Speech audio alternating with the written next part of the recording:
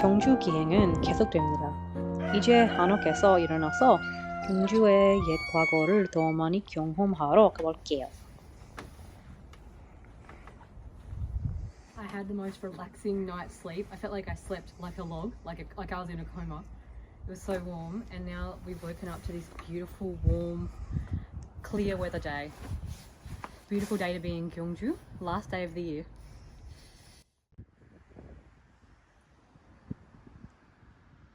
We've come to Wolseong Market to have some breakfast after staying in our Hanok nearby. And so far we've got a few appetizers that have reached the table. First one is this vegetable pancake. So it's just a battered pancake with some vegetables. And this one is dotorinok, which is acorn jelly with some minari, which is kind of Korean coriander, I suppose, and acorn jelly. And so that's literally the jelly of acorns, and it's really refreshing and served cold. So let's try it. It's just an appetizer. These couple of dishes while we wait for our main meal. Ooh, it's quite slippery to get a hold of. I need to eat it with minari. It has quite a creamy, nutty flavour, and the texture is just of a jelly. It's really refreshing, and my understanding is quite low calorie as well. It's just kind of a, how do I describe the taste? It's kind of like a fresh nothingness is almost how I would describe it. It's not served as a main dish, it's served as a side dish. Now I'm going to try the vegetable pancake. You can use your chopstick like a fork, like a knife.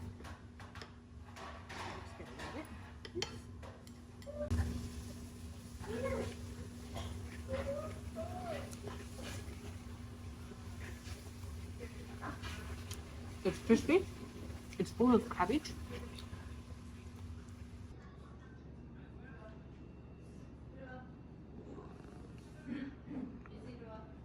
We have some stir-fried pork, and the smell is really good, like a sesame oil and chili smell. But also, all these banchan, all these side dishes are looking insane. Particularly, I'm looking at broccoli. Broccoli is not a common thing to find in traditional Korean food. It's not really a traditional Korean vegetable. It's my favourite vegetable, so I'm really excited for that. I have to serve the rice out of the tteokbokki.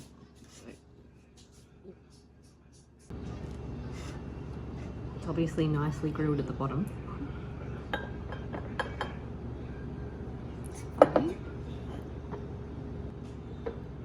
Yeah, the rice has got that crispy at the bottom.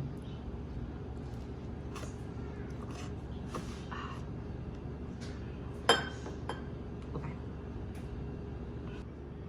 Looks juicy.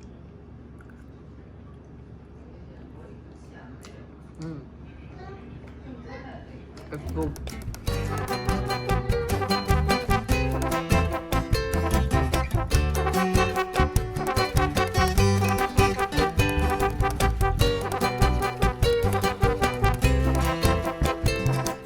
Behind me is a moat. It's called Wolseong Moat, built during the reign of the Silla kings in the year 100. So it's very, very old, and used to wrap all the way around the castle complex of Gyeongju to protect from, I guess, outsiders and enemies. You can really see the echoes of Korea's very wealthy past in the Silla time.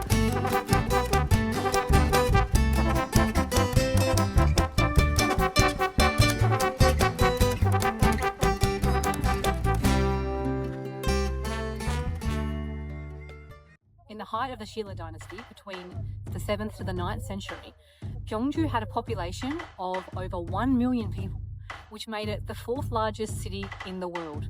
And just to put a point of contrast there, at that same time, during the 7th to the 9th century, in London, the population was about 10,000 people. At that time, this was a bustling metropolis.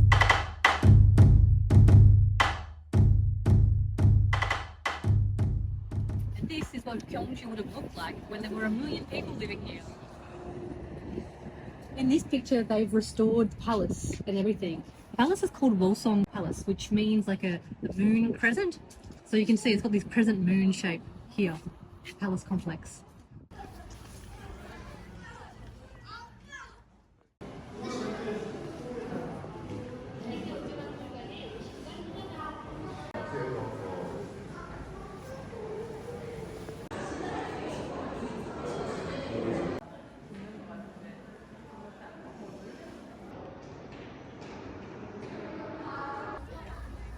This is meant to be the most beautiful bell in all of Korea.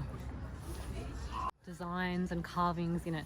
And I can't really understand the currency conversion, but a lot of money went into making this bell a really long time ago.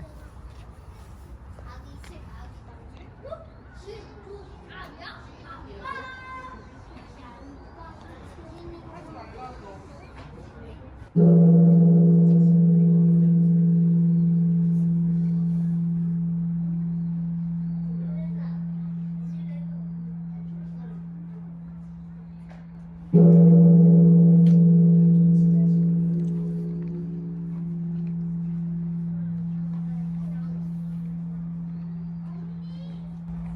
has a really calming ringing sound.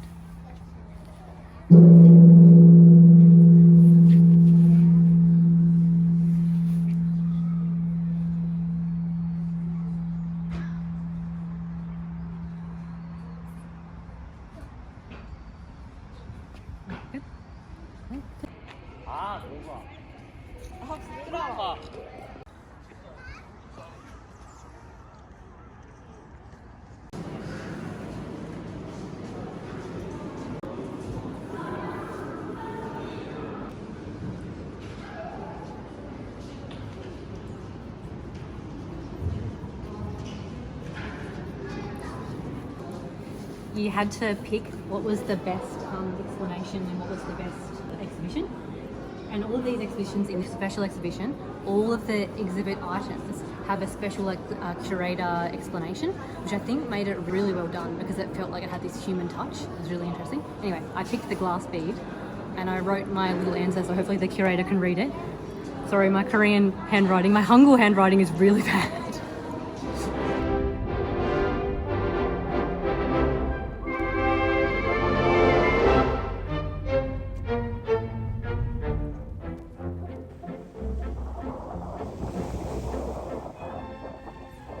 These rocks are actually the royal tomb of King Munmu, the Silla king who unified Korea's three kingdoms. He requested to be buried in the East Sea so he could become a dragon and protect Silla forever. It's the only known aquatic tomb in the world. Now for some Korean mythology. Following King Munmu's burial, bamboo is said to have grown from the tombsite. His son made a flute with the bamboo and played it to bring peace and prosperity to the region.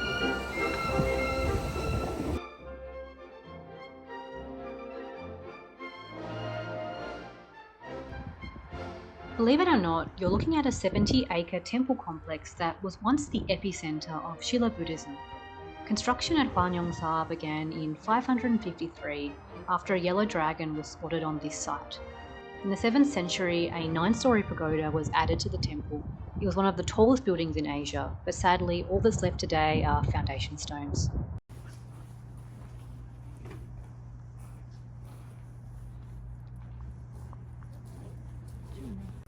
The pagoda at Hwanyeongsa was constructed in about the 6th century, and it's believed that it used to originally have 7 or 9 stories, but only 3 of them remain. Now, whenever you go to a temple in Korea, they'll almost invariably have one of these pagoda type structures. This one behind me is quite big, but other temples are smaller. And I've always wondered why they are, but I've just learnt why they are today. Pagodas are supposed to contain inside of them the relics or remnants of the Buddha. And so by having that inside a temple structure, it's invoking the Buddha in this sacred site. So even though we've got this massively built up tower, you can't enter. It's just built up bricks and stones, and it has inside of it some sort of relic that will have the remnants of the essence of Buddha.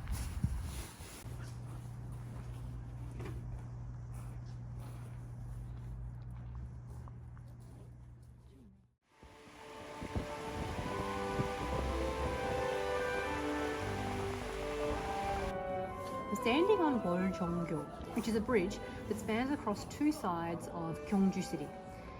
And it was first built in the year 760, but of course as time's worn on, it's been dilapidated and gone into disrepair. But it's one of the first parts of Gyeongju city where the Korean government has really spent some money investigating what this bridge used to look like through archaeology. and then reconstructing it. So what you can see today is a reconstruction based on what research tells us this bridge used to look like. So now to this day, we can enjoy the bridge. And I hear that the night view is absolutely fantastic. So I'm planning to come back here at night time and see it under lights.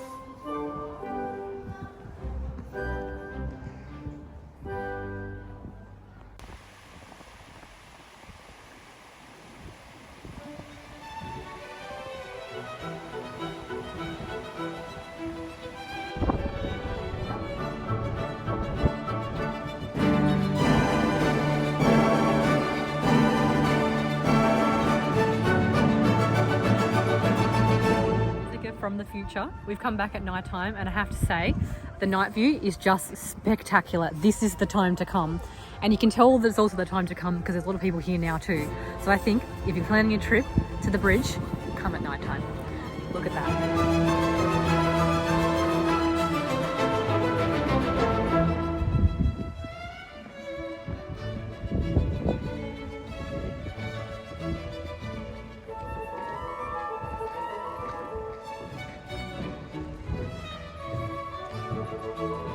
Moments like this, I feel really, really lucky to live in Korea. Just look at that. You just think, oh, 대박. 치겠네.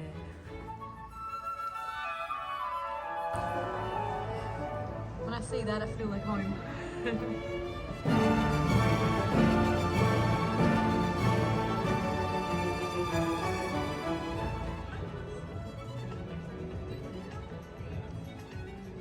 Behind me you can see some of Gyeongju's tomb complex. These are ancient tombs. They might look like little mini mountains, and they are intended to do that because the Korean people have this sense of identity with the mountains. It's a very mountainous country, so there's kind of this mythology about Koreans coming from and then returning back to the mountain. Anyway, these are tombs for ancient kings. Part of the tomb complex is paid entry, and if you go in, you can actually go inside one of the ancient tombs and see some of the artifacts they pulled out from there. Some beautiful gold crown, gold earrings, really beautiful things, and some armor too. I've already been about 3 times and it is paid entry. But yeah, it's, for me, this is like a massive culture shock to see these kind of funeral mounds.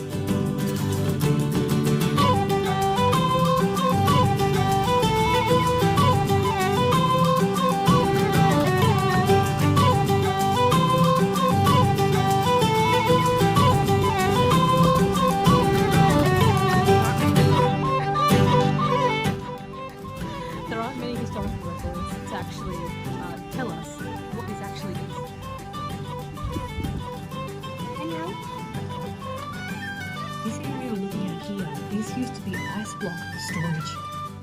When I bite it like this, it looks like the Wolseong Palace complex, like a moon. I think this will be really good with some coffee. Maybe I should go get some.